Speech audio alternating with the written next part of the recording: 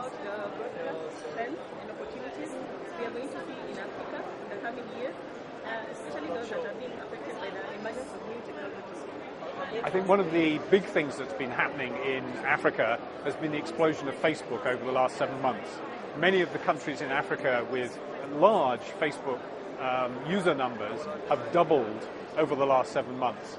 And broadcast, in a way, is both partly threatened by that, in the sense that people spend time on that they don't spend then on radio or TV, but it's a supplement to the broadcasters' armory of things that they can use to communicate with their audiences.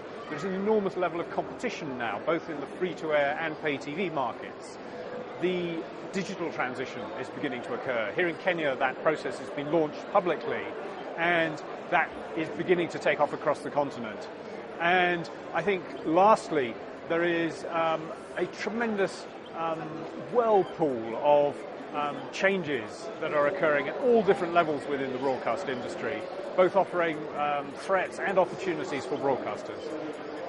Digital migration, the analog to digital migration, will Africa meet 2015 deadline to transfer from analog to digital transmission, and how soon will it be for majority of the households in Africa have digital TV?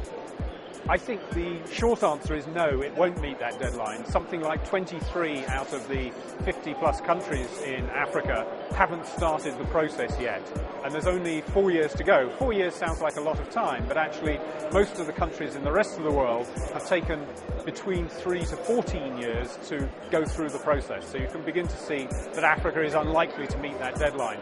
As to when the majority of households in, say, Kenya will have digital televisions, I think that you will probably be looking at a point somewhere 5 years from now, but that process will ramp up as more and more people get it and more people understand some of the advantages of having digital television.